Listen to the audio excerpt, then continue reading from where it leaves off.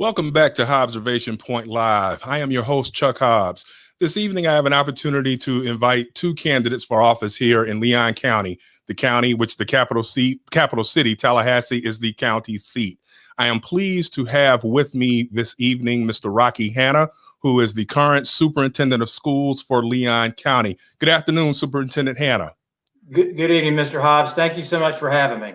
Yes, sir. It seems like time has flown. About 4 years ago, I had an opportunity to moderate several candidate forums that you participated in, and now here it is, you're running for re-election again. So I would like to start by asking, what made you run back in 2016, and what has made you decide to run for a second term in office now? Well, it's funny. For a number of years, I was a principal at Leon High School. I started at Godby as a teacher and coach, then at Lincoln. And then in the summer of 2012, I was removed and brought out to the district office. And having stayed out there for 3 or 4 years, I started looking around at our resources and how things were being allocated, some of the decisions that were being made at the district level. And it just didn't really make any sense. I saw, in my opinion, what appeared to be a lot of favoritism. Some schools were receiving projects, other schools were left behind. Some employees were receiving increases in pay, and others were left behind. And so it was at that time, Chuck, quite honestly, that I decided to run for superintendent. I'm a product of our public schools, third generation graduate of Leon. I went to Augusta Raw and then Leon High School. My wife is a middle school science teacher, bless her heart. She taught at Raw for a number of years and now is at Montfort. I love this community. I love our school system. I'm a big fan and advocate of our public school system. And there was no about future political aspirations for me. It was just about doing the right thing for all the children, no matter where they lived in Leon County. Yes, sir. Now, I also know that if I remember correctly, back in 2016, while this is a nonpartisan race, you told me off the record once that you are a card-carrying Democrat. Yeah, I am. Look, let's be clear about this. There are 2 registered Democrats running for the office of superintendent, and I am one of them. As you can see, my shirt is blue. It is not red. I am a true blue Democrat since the day I've registered, and that has not wavered. But I honestly believe, Chuck, that we should not have partisan politics in our public schools. There's just no place for it. Maybe in the office of obviously the president or in Congress and those things, fine. But every day I don't work with D's and R's. I work with C's, and those are children. And in my opinion, it should be nonpartisan, just like our school board members are nonpartisan, our mayor, our city commission, county commission, and judges. The office of superintendent, there's no place for partisan politics. And I'm just, but again, I've been a Democrat my entire life. If anybody questions that, I encourage you to go to rockyhanna.com. And if it's not clear, you go to my website and look. It will be very clear that Rocky Hanna is a Democrat. Well, I appreciate that. Well, I have a few things that I would like to talk to you about this evening. And first off, everybody this year has been concerned about COVID-19. You can hardly cut on the television and look at the news without discussing the impact that this disease has had globally, but it has also had a tremendous impact in the state of Florida and here locally in Leon County. I would like for you to discuss with our viewers what the process was like for you as superintendent of schools back in March, when we first recognized that this disease was not something that was a hoax, that it wasn't something that was just going to go away quickly, and some decisions had to be made with regards to how to best deliver services for our students while also keeping students and teachers and staff safe. The big part was just the unknown. We've never dealt with anything like this before. I guess the last time our country did was 1918 and the Spanish flu. And if you look at pictures of Americans wearing masks for, I think, up to 2 or 3 years during that time, we just didn't know, Chuck. And so we retreated home and in the safety of our house. When we left, our students' belongings were still in their lockers. Our teachers' belongings were still in their classrooms. The governor then on April 1st issued a stay-at-home order. We didn't know what that meant. Did that mean go to work, stay at home? And we just had to flip in an instant our school system, which traditionally delivers face-to-face brick-and-mortar instruction, to one of distance learning. And that was not an easy task, but I am so proud of the way our people handled it, especially our school administrators and our teachers, to provide a quality education the best we could given the circumstances for the last quarter of the school year. But then rolling into the summer, we knew coming back in the fall, we were going to have to up our game basically in August. And we have definitely upped our game with the reopening of schools in August. But a lot of that was back on the governor. We can talk about the emergency order they issued mandating that all children return back to school in August or wherever you want to go. And, those decisions are at a high level. I'm just a superintendent of a public school system here in the state capitol. But my first job is to keep our people safe, especially our school children. Yes, sir. And Superintendent Hanna, I had a chance to watch some of the legal proceedings this summer with regards to the injunctive relief suit that was filed by the union to try to stymie that order from Governor Ron DeSantis. I would like to talk about that a little bit. There are a number of teachers here in our school system, as well as some parents and some students who were concerned about returning to a brick and mortar type of structure. Can you talk to us a little bit about what decision or how you arrived at the decision, you and the rest of the school board, with regards to setting it up as it is right now, as opposed to doing virtual learning for the first 9 weeks of the school year?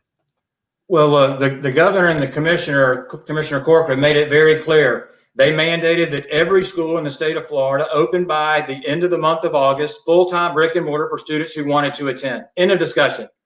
Then it was left up to us to figure out how to do that in a safe manner. Would I have played our cards differently? Who knows? But it wasn't left up to us to decide. It was at the hands of the governor and the education commissioner. And if we did not open, we faced severe financial consequences. And the last thing I can do, after keeping our people safe, I have to protect the financial resources we have, and I cannot bankrupt the Leon County school system.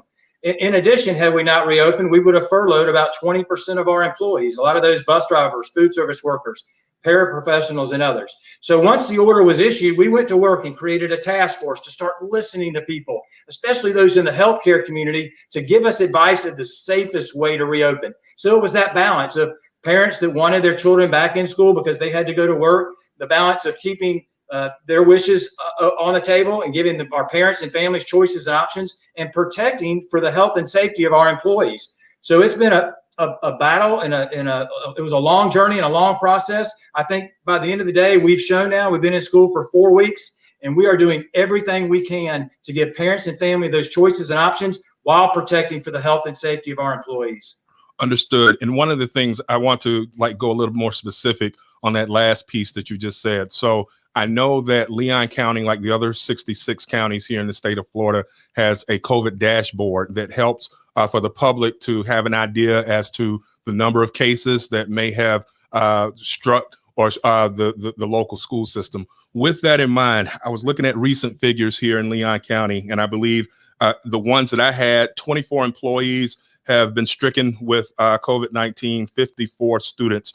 How accurate are those numbers, Superintendent Hanna? And when I ask you that, I mean, do they account for students who came back to the brick and mortar, or do they also encompass students and or faculty members who may have been working remotely? So we work hand in hand with the Leon County Department of Health, and they help us with all the contact tracing. So if a child tests positive or an employee tests positive, Leon County Health Department goes in, does the contact tracing in case other people have to quarantine. If anyone tries to question our numbers, I will take issue with that, and they're just not being honest. We have nothing to hide. I want to be fully transparent, and we overuse that word now, but I want our community to know exactly what's going on in every school and every classroom. So if parents need to shift or they need to change from brick and mortar to digital academy because they just are uneasy, that they have the information that's accurate to make those decisions. But we work day in with the Department of Health. They verify those numbers. To your point, yes, those 50 some odd students that have tested positive, some have symptoms, some haven't. But they are a small percentage of the 15,000 that are back in our schools. For employees, it's the same thing. We've had between 20 and 30 employees that have had symptoms or may not have had symptoms but tested positive. But we monitor every class in every school and every day along with the health department. And as we need to adjust, like we shut a kindergarten and a pre-K class down at one of the elementary schools because a couple of kids tested positive. But that's the other thing. We were prepared for this, Chuck, quite honestly. With our devices, we've given out almost 9,000 desktops to families that didn't have computers, with 9,000 wireless dongles, webcams, and all those things to ensure that those children at home have the same learning experience as those ones do in our school. But it's been a heavy lift. It's been quite a challenge, but it's been a challenge that we're up to, and we're going to continue to monitor how how this virus is behaving in our community. If we need to adjust, we'll adjust immediately. Yes, sir. And so, Superintendent Hanna, when someone tests positive, if there's a student, or let's say there's a teacher or a staff aide that tests positive, what's the protocol? Can you describe for my viewers what happens at that point when a person tests positive? Is notice given to other students and their parents so they can then make a decision if their kids are back with the brick and mortar model? Yeah, so immediately, if someone tests positive, whether it's a student or employee, the site administrator sends out a listserv to the entire school community, making them aware. Then the Department of Health goes in to the individual classes that their class or classes that the students were in and does contact tracing. And then they immediately notify families if they need to quarantine or if they were in potentially in close contact with someone who tested positive. And so we are on that 24/7, every hour of every day, every weekend, constantly monitoring and contact tracing. And right now, I think like we've had a really good system in play. But again, we're only 4 weeks into this. This pandemic isn't over. Let's be clear. We are still in the middle of a worldwide pandemic. But we are managing and doing the best we can first and foremost to keep everybody safe. Yes, sir. And I appreciate that. And one of the things that you and I talked about before we came on air a little bit is the fact that, as we're getting a little bit up there in age, we are in that age group, so to speak, that is considered to be high risk. And with that in mind, we also discussed very briefly about the fact that Governor Ron DeSantis last week indicated that he is moving to phase 3 of reopening here in the state of Florida, and our shared hopes that people will still exercise good judgment and common sense, understanding that sometimes common sense, Superintendent Hanna, isn't so common. If what the epidemiologists are saying or predicting that a second wave is on the way, coupled with the possibility that we are heading into flu season, if the numbers start to spike up exponentially, is there a plan in place for the potential of shutting down the brick and mortar model if we have to, just like the county did back in March? Absolutely. First, the governor's the governor. I can't speak for Governor DeSantis. What impact that's going to have on our community is yet to be seen. I think people like us, Chuck, I'm in my mid-50s. I'm not going into crowded places. I'm just not. And I'm wearing masks. I'm being very careful. And let me give a shout out to our kids. A lot of people, when we talked about the reopening of schools, said, well, those high school kids, they won't wear masks. And those little kids, they won't be able to keep a mask on. God bless our parents and God bless our children. They have answered the call. They've rang the bell. I've been in every school since the beginning, since we started, over 150 classrooms. I have not seen one child at any level, elementary, middle, or high, that's not abiding by our mask mandate, because they understand not only does it keep them safe, it keeps their classmates safe, their teachers safe, their families, their classmates' families. So they are behaving unbelievably. And I'm just really proud of them. Now, moving forward, we built this plan for just what you said. So if kids have to quarantine in and out, we're prepared for that. So they wouldn't miss a beat. They go home with their device. They remote into the class. If we shut the whole school system down again, no problem. The kids have their devices. They then 100% remote into the class. That's why we put all of this hard work on the front end, because we didn't really know what to expect. A lot of people thought we'd be shut down after 2 or 3 weeks. But the good news, we prepared for that. And again, I just can't say enough to our school administrators and our teachers that are doing the Lord's work each and every day. They're making the magic happen. They really are. But to answer your question, absolutely. We are positioned much better than we were last April. But it was because of a lot of hard work on the front end. I have said time and again that our educators across the United States of America are some of the main heroes during this pandemic, along with first line healthcare workers and grocery store workers, but especially educators, because again, I can't imagine you all had no opportunity at all to really plan for this. And then all of a sudden you had to still deliver services to a large number of people, and each of you is to be commended for that. Last question. Real quick, Chuck, if I can add to that, if anyone ever questioned whether or not our teachers are essential workers, that question's been answered. Absolutely. Yes, they are. And you can ask our parents. And but again, a big thank you to our parents. They've given us grace. They've given us compassion, flexibility. But we are positioned so much better now than we were when we went home last April. Yes, sir. And with that, that's a perfect opportunity, Superintendent Hanna, for us to segue into another topic, which is teacher pay. I know that earlier this year, House Bill 641 made its way through the Florida legislature. Governor Ron DeSantis was touting the amount or the number of millions of dollars that were being earmarked for teacher incentive pay. With that in mind, you also had some warnings there. Can you talk a little bit about what your concerns were after the governor had made mention about getting raises to our teachers? Well, the governor has set a goal of $47,500 as a minimum pay for our teachers. And that's a very exciting news. So I don't want to be overly critical. The problem is he didn't give us enough money to make that happen. So we're going to get about halfway there. We raised beginning teacher pay in Leon County 2 years ago from $36,000 to $37,500. Now we'll get about halfway to the $47,500 with the governor's money. In addition, we have $4 million that we've saved to the district level that we've earmarked for teacher salaries. So we're going to add that money to the money coming from the state, which in total will be about $9 million, Chuck.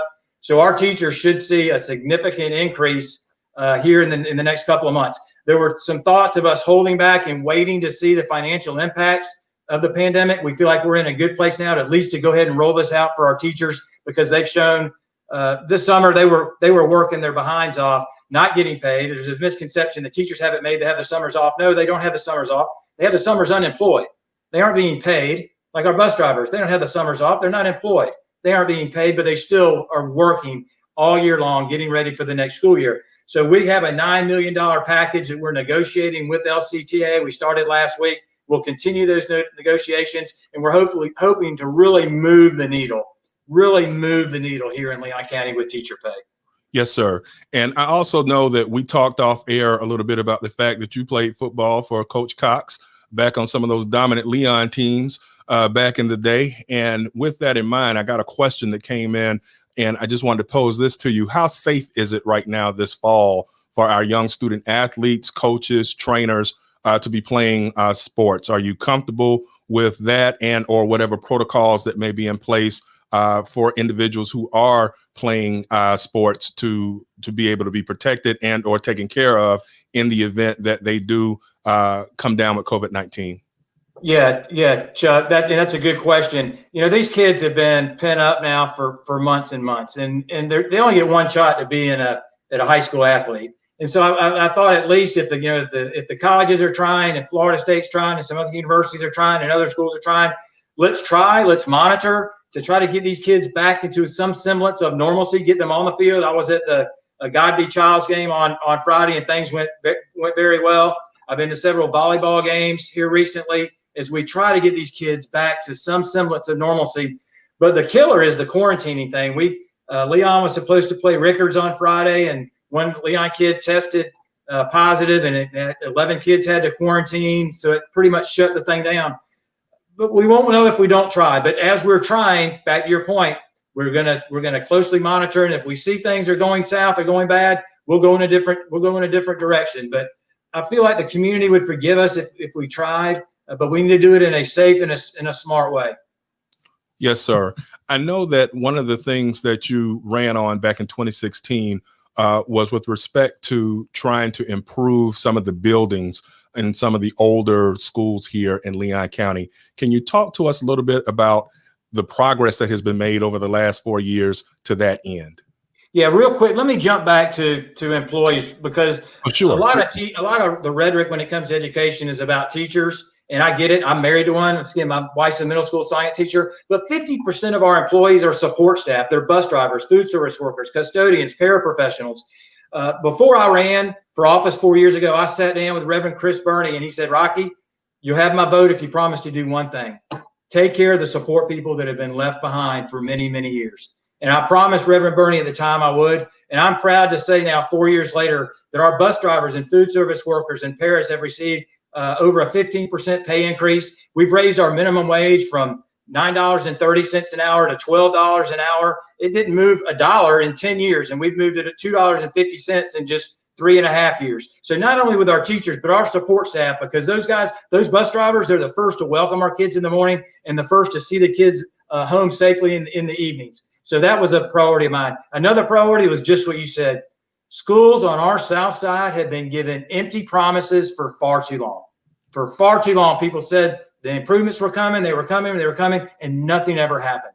And I used to look at Miss Lewis Butler, and I made a commitment to her at the time that if I was elected, the first thing we would do would be to go to Rickards High School and go to Fairview Middle School and give those kids the facilities that they so deserve, like other kids in our community have. And I'm proud to say this is about a $60 million project in total. We've knocked down 7 buildings at Rickards. We have 1 left to go. That campus in Fairview are completely transformed. By next summer, the summer of 21, you won't even recognize it. And those kids deserve it. And that was and Chuck, those were big priorities of mine. There's not many Sundays that I don't go by Rickards High School to check on the work, or I don't go by Fairview Middle School. And if you haven't been by there yet, I challenge you. If you saw that gym at Fairview, it broke my heart. I'm not just saying that. And I talked to Ursula Staten and some other people. Go into Fairview's gym now and look at that facility. Look at the new classrooms. Look at the classroom building at Rickards. I mean, it dwarfs Leon, my alma mater. It's just beautiful, and it's a promise that I'm proud to deliver on.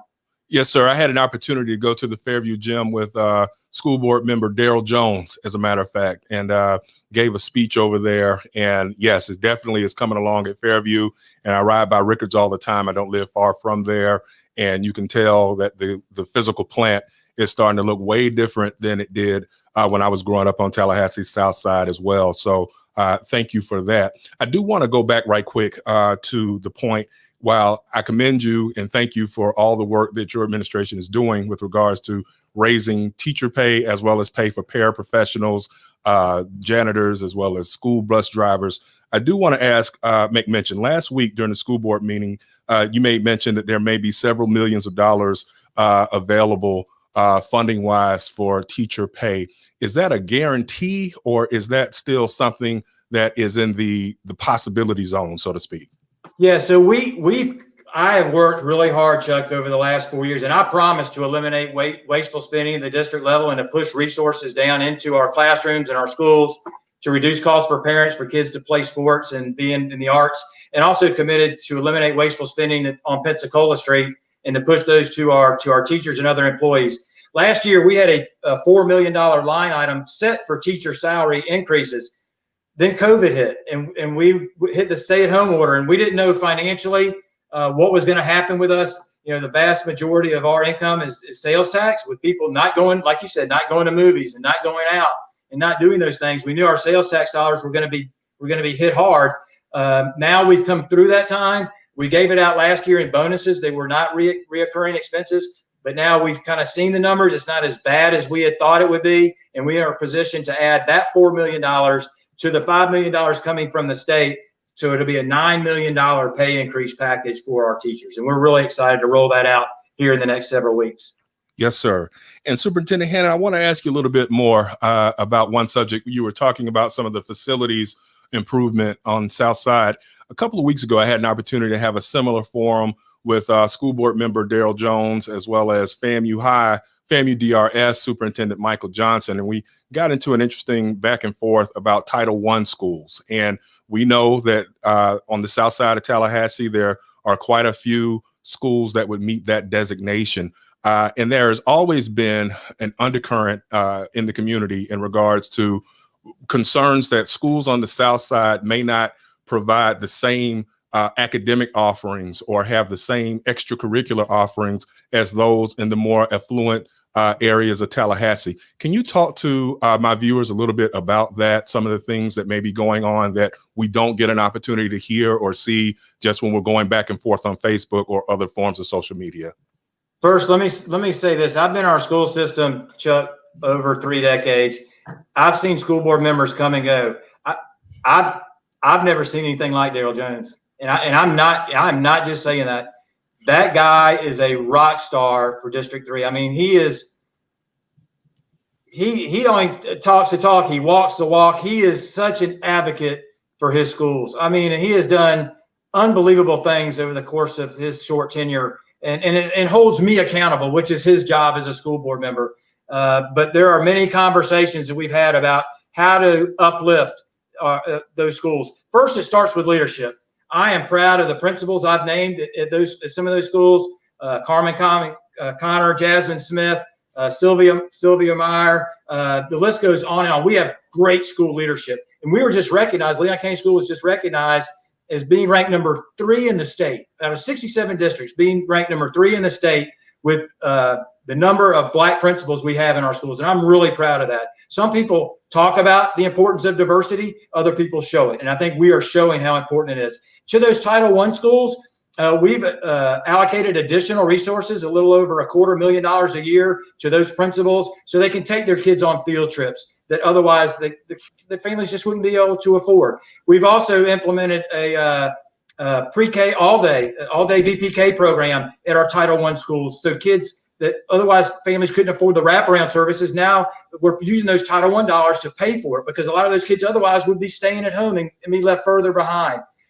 There are a lot of ways that we are going into those Title I schools and making a difference. The game changer, these devices that no matter where your child goes to school, if you're a 3rd grader at Bond, or a 5th grader at Roberts, or a 6th grader at NIMS, or an 8th grader at Montfort, they're all going to have the same computer. That's going to be, it's a game changer. And but to Daryl's point, he's amazing. He just is, and I'm proud to be part of this whole team with him and the rest of the school board members as well.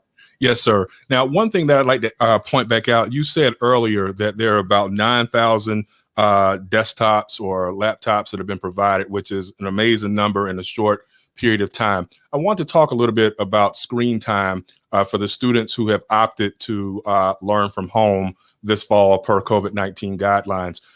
Understanding that students may be online or in class from 7:30 or 7:45 in the morning until sometimes as late as 3 in the afternoon. I have read some studies where there are some concerns that much screen time could have some type of impact on vision, as well as other psychological issues with students who are removed from being able to have human social contact. What are your concerns about that? And what are some things maybe that the county can be doing to address those students, as well as other students who may be special needs students who are not at the brick and mortar schools, but are learning from home at this time? First, let me address the issue of devices, Chuck, if I can, because I've taken a little bit of criticism. We ordered our devices on June the 1st, right? Well ahead of the start of the school year. Somebody said, well, if you knew in April you were going to move to a 1-in-1 initiative, why didn't you do it in April? The answer is simple. Job 1 for me as superintendent is keeping people safe.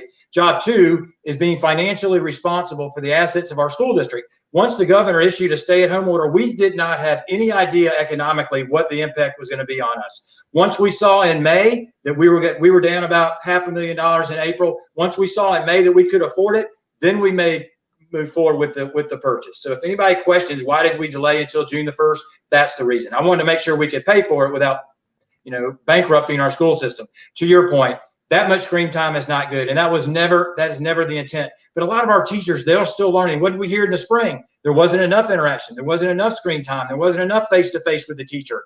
Have we swung a little bit too far the other way? Probably yes.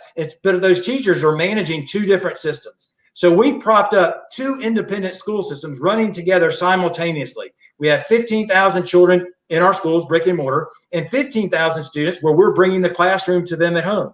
But yes, as we're working through some of this, we're learning those lessons. We don't want teachers are managing some live instruction, some taped instruction, some mass breaks. But to your point, no, we don't want a child sitting in front of a computer day after day for long periods of time. That's not healthy for anyone, but it's us managing the delivery of the content. And our teachers are learning something new every day to try to manage those things. Understood. Yes, sir. Because again, this is new for everybody. And it is, as I can imagine, a learn as you go type of proposition. And with that in mind, when we're talking about providing services, both brick and mortar as well as virtually, let's talk a little bit about career and technical education programs. School board member Jones is very vocal about that, being able to have opportunities for students, particularly when they leave high school, to be able to have certifications that can allow them to immediately go into the workforce. Can you talk to our viewers a little bit about what you have done on that end over the course of the last 4 years and what you envision doing if you're reelected to continue that initiative? Well, I can tell you this, board member Jones came along 2 years after me, and we're drinking the same Kool-Aid. both on the early childhood piece and the career technical, and expanding our piece on the back end. First, we're facing backwards and doing more than we ever have, engaging with pre-K programs, the Early Learning Coalition and others, investing resources on the front end to get our kids ready for kindergarten. And then on the back end, we have totally transformed Lively Technical College. We had to get rid of that stigma, Chuck, to where a kid felt like they were a failure if they didn't leave high school and go to Florida State or FAMU or to some college. And that's simply not the case. We have lots of good paying jobs right here in our community that do not require a 4-year degree. But the kids, number one, they weren't aware of them. And number two, we had to make sure we were communicating with the chamber, with folks in the Home Builders Association, with the medical community, for us to find out where the jobs were, and then to create programs at Lively Technical College to get kids the skills they need to go out and actively compete for those jobs. And we're just now, as Daryl will say, the best is yet to come. But we've made great strides at Lively. Shelley Bell's done amazing work there, but the best is truly yet to come, both on the early learning front and on career technical programs we're offering our children. And we're pushing those programs down into our middle schools and even some of our elementary schools. So to get rid of that stigma, because there are lots of good paying jobs out there and that don't require a 4-year degree, but the kids need to be aware of those jobs, and then they have options and choices that they can choose from. Yes, sir. And with regards to that, I also want to ask you, what are your thoughts with respect to charter schools? I know that often there are differing opinions on that. Some people believe that charter schools somehow infringe upon public school education. Some people consider that to be a supplement to the same. Where do you stand on charter schools as they are currently comprised here in the state of Florida and specifically in Leon County? First, let me clear up another misconception, along with, people may not believing or understanding that I'm a Democrat. The other one is someone mentioned that I was not pro school choice. Nothing's further from the truth.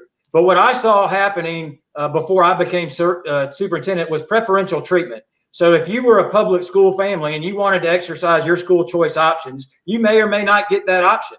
But if you were coming out of a private school, you automatically received the school of your choice. That didn't make any sense. We were giving some parents and families preferential treatment over others. What I said and committed to do was to level the playing field. There would be no special treatment, no preferential treatment for any student or any family, no matter what.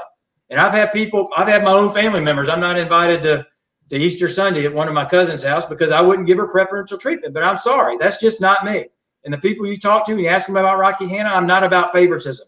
Now, to charters and private school vouchers, I am totally opposed to reckless charter expansion and especially private school vouchers at the expense of our traditional public schools. It doesn't make any sense. For us to go out and build a new school, Chuck, we have to get permission from the Department of Education, and they look at the current seats that we have. If we have empty seats, the answer is going to be no. And it makes sense. You can't build a new school until you fill your empty seats. But then if a charter school comes right behind us and asks permission to build a new school, whether we have seats or not, they're granted permission. And it comes at the expense of our traditional public schools. And the private school voucher thing that's a whole nother animal. Those teachers don't have to be certified. The kids don't have the same state assessments as our children do. It's comparing apples to oranges and giving kids and those resources. It's coming at the expense of our children, and again, I have a lot of jobs and a lot of hats as superintendent. One of them is protecting our children from adverse impacts, and an adverse impact is the reckless expansion and unregulated expansion of charter schools and private school vouchers, and I'll fight that to the very end. My dad named me Rocky for a reason. All right. Yes, sir. And with that in mind, I also would like to ask you this. When you look back on the last 4 years, which did seem to fly by, what do you consider to have been perhaps your greatest challenge as school superintendent? It was hard for me to balance getting rid of all the bureaucracy that was holding decisions up on Pensacola Street, getting rid of all the favoritism that was going on, with me trying to reduce at the district, squeeze at the district, but not lay people off. That was really challenging for me. So now, through attrition, as people retire or they leave and take another job, instead of filling those positions, I'm giving those tasks to other people and spreading the wealth. Where we had those dollars to give to our teacher for salary increases, we had those dollars to give to our principals for field trip money. That was the hard thing for me, was balancing. How do I go about shrinking the district level, because we were top heavy, shrinking that without laying people off? That was challenge. It continues to be a challenge of mine because, Chuck, it's that those aren't easy decisions. But at the end of the day, every decision I make is based on a question: what's in the best interest of our students? And that's the way I've tried to live my life from when I was a classroom teacher or a principal or now superintendent. What's in the best interest of our kids? And conversely, what are you most proud of over the last 4 years that you have been able to accomplish, you or your administration? I'm proud that we have the 5th highest graduation rate in the state of Florida. I'm proud that we have ranked number 3 in the state in the number of African-American school administrators we have here in Tallahassee and Leon County. I'm very proud of those projects at Rickers and Fairview. I'm proud of the VPK all day program and what we've done with early learning, and on the other end with Lively Technical College. There's a lot to celebrate, but look, we're in the middle of this pandemic. It's not over, and my work isn't finished as well. I have a lot of things still on my to-do list. And when I walk away at the end of the day, I just want to be able to pat myself on the back and say, you know what, job well done. And everything that I did, the promises I made, I was able to keep. And right now we're on track to do just that, whether it's Rickers and Fairview and all the other things that I've committed to with our employees, that we're gonna make it happen. Or I'm gonna fight like you know what to make it happen. And as far as a closing statement, for those voters who may not have made their minds up yet, why should they vote for Rocky Hanna for another 4 years? Well, Chuck, first I would ask that you go to my website. If they're watching this show, they're informed voters and they're responsible voters. They just aren't going down and checking D or checking someone because of for whatever reason. They want information on why vote for me. And I would say 2 things. Number 1, go to rockyhanna.com and just spend 5 or 10 minutes and look at the things we've done since I took office. And number 2, talk to someone who knows me, right?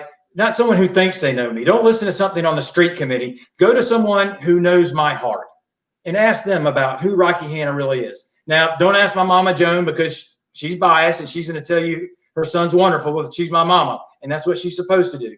But go to someone in the community and ask them who Rocky Hanna really is and who they should vote for. And that will lead them to the path of making the right decision. Again, I'm honored to have served for 4 years. I still believe we have work left to do. We've done a lot of good things. I want to see us through this pandemic safely. But I have no political aspirations other than to leave our school system in a better place than I found it. And I think we're on the path to doing just that. Superintendent Hanna, I want to thank you very much for coming on to my show this evening and giving me an opportunity to ask you questions so that the voters of Leon County can decide this coming November. And I wish you well. And for those who have watched this evening, I thank you. And I look forward to coming back within the hour as the next candidate, Dr. Pam Hightower, will be coming up around 8:20. Thank you so much. Be back in about 45 minutes.